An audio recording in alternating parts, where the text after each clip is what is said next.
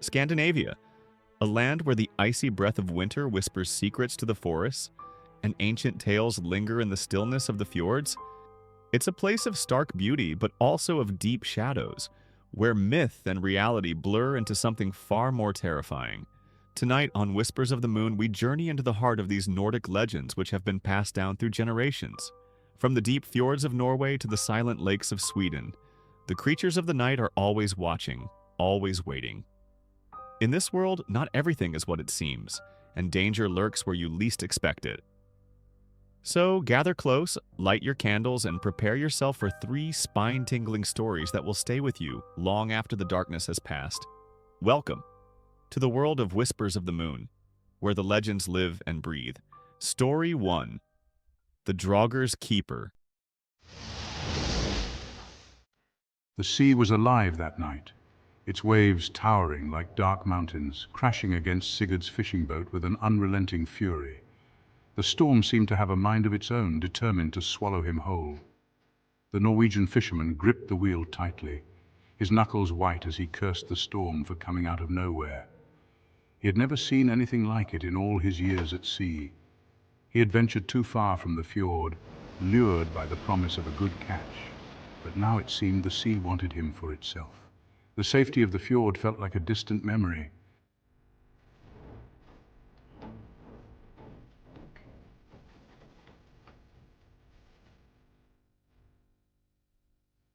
Through the sheets of rain, a figure appeared, a pale shape bobbing among the waves. It was eerie and unsettling, like a ghost from the deep. At first, Sigurd thought it was driftwood, but then it moved, an arm breaching the water's surface. His heart raced as he realized it was something far more sinister. God help me, Sigurd muttered, leaning over the side of the boat with a flashlight. His hands trembled as he tried to steady the beam. The beam revealed a man, deathly pale and lifeless, his eyes wide open and glowing faintly. It was a sight that would haunt Sigurd forever. Sigurd hesitated, every instinct screaming to leave the body to the sea, to let the ocean claim what it had taken. But the man's face, twisted in terror and pain, pricked at his conscience, making it impossible to turn away. Gritting his teeth, he threw a rope overboard and hauled the waterlogged figure onto the deck, his muscles straining with the effort. The body was ice cold, heavier than it should have been, and reeked of brine and decay, a stench that clung to the air. Just as Sigurd leaned closer, the man's eyes snapped to him, glowing brighter than any lantern. You saved me. Now you must keep me forever. Sigurd staggered back, his heart hammering in his chest, fear gripping him like a vice. But when Sigurd tried to push the body back into the sea, it wouldn't move, as if rooted to the spot. It felt as though the boat itself had anchored the corpse to its deck, refusing to let it go. From that night on, Sigurd's life unraveled piece by piece. At night, strange noises filled the air, whispers in a language he didn't understand, the creak of footsteps on the wooden deck and the sound of wet dragging outside his home haunting him. One evening, Sigurd awoke to find his door ajar, a chill running down his spine. He grabbed his lantern and stormed out to the boat, determined to rid himself of the curse that had taken over his life. But the ominous figure was waiting for him, lurking in the shadows. You cannot cast me away. I am bound to you forever. Desperate and terrified, Sigurd dragged the boat into deeper waters, hoping to sink it and end the nightmare once and for all. He climbed aboard with an axe, smashing holes into the hull as the Draugr stood silently, watching with cold, dead eyes. The boat sank quickly, pulling him down with it into the dark abyss. But just as the darkness closed in, he felt a rush of air on his face. For a brief moment, he thought it had all been a nightmare, until he turned his head and saw the truth. You tried to leave me. Now we begin again, my dear Sigurd. And Sigurd screamed in terror as the cycle started anew, trapping him once more. Story 2. The Troll's Bargain. Everyone warned them about the bridge deep in the Swedish woods, the one that was said to be cursed. It didn't appear on maps, and its exact location was known only to those foolish enough to seek it. The stories were always the same.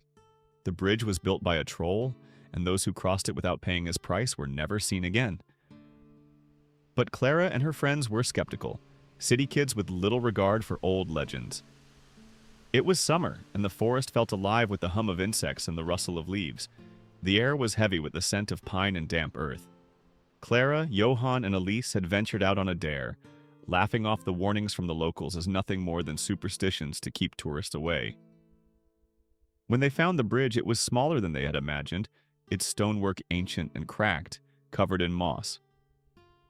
A stream flowed beneath it, dark and slow-moving. There was no sign of life, no fish, no birds, not even the buzzing of insects. The silence was unnatural, pressing against their ears like a heavy weight. "Looks pretty normal to me," Johann said, kicking a loose stone into the water. It sank without a sound. "Maybe the troll's on vacation," Elise joked, her voice echoing faintly. Clara stepped forward, her curiosity piqued. She'd always loved the thrill of fear, the rush of adrenaline when stepping into the unknown. The words carved into the stone arch above the bridge were faded but still legible. "No passage without payment." "Payment, huh? How much do trolls charge these days?"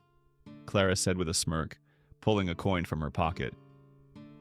She flipped it into the stream, the small splash breaking the oppressive silence. For a moment, nothing happened. Then the ground beneath their feet began to tremble. From the shadows beneath the bridge, a figure emerged. At first it looked like part of the stone itself, rough and craggy. But as it rose, its features sharpened, its hunched frame towering over them, its skin gray and cracked like old granite. Its eyes glowed a sickly yellow and its mouth stretched into a grin, filled with teeth that looked more like shards of broken glass. "You mock me," it growled, its voice deep and guttural, reverberating through the forest. "Gold means nothing. I take only what is precious." Johann and Elise screamed, but Clara stood frozen, her breath caught in her throat. The troll moved with terrifying speed for something so massive its clawed hand sweeping out to grab Johann. He thrashed and screamed, but his cries were cut short as the troll dragged him beneath the bridge. Elise turned to run, but the forest had changed. The path they had taken was gone, replaced by dense thickets of twisted, blackened trees.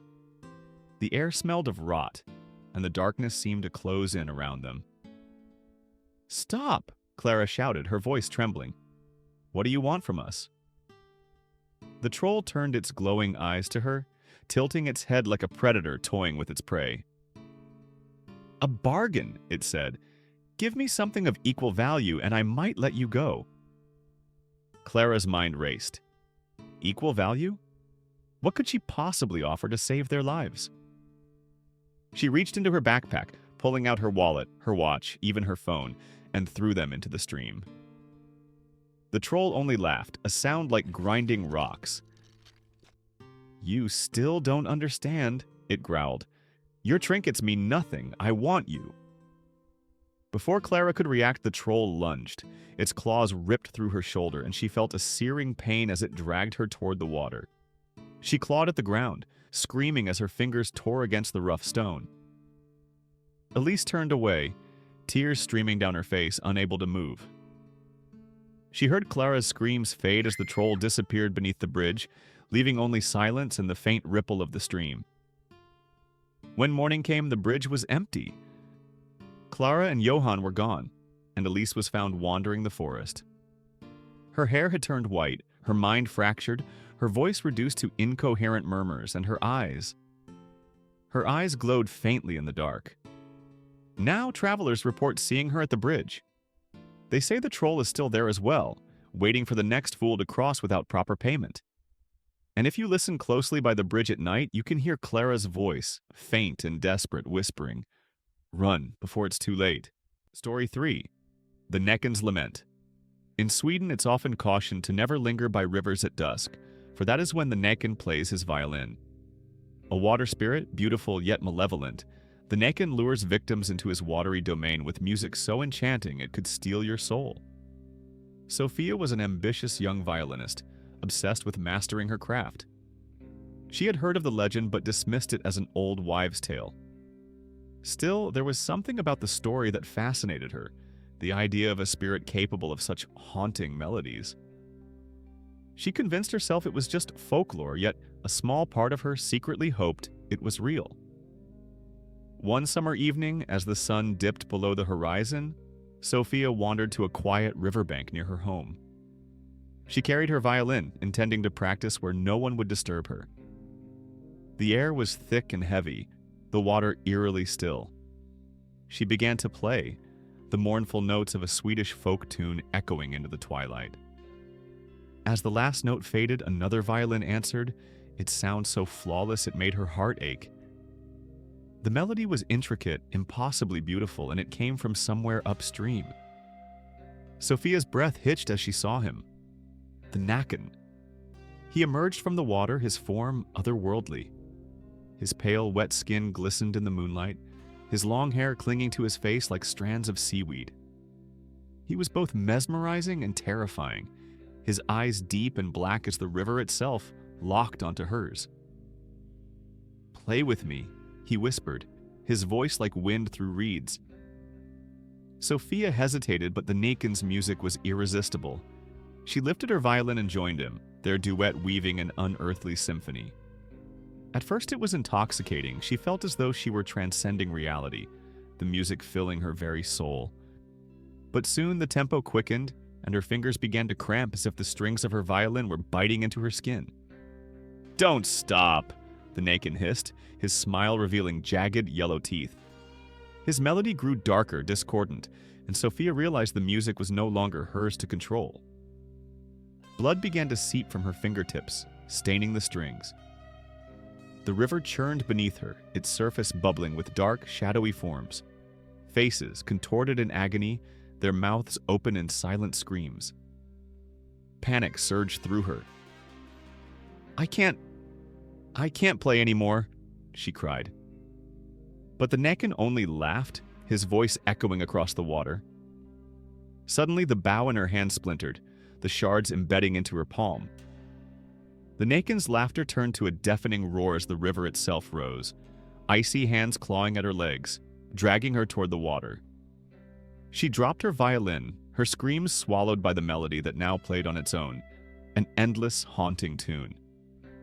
As the water closed over her, Sophia saw the faces beneath the surface more clearly, others who had played for the Nacken and failed. Their flesh was pale and bloated, their eyes wide with eternal terror. The Nacken's final words echoed in her mind as she sank into the darkness. "You play well, but not well enough." The next morning, her violin washed up on the riverbank, its strings frayed and bloodstained. No one ever found Sophia's body. To this day, travelers that venture near the river at dusk claim they can hear a violin playing faintly in the distance.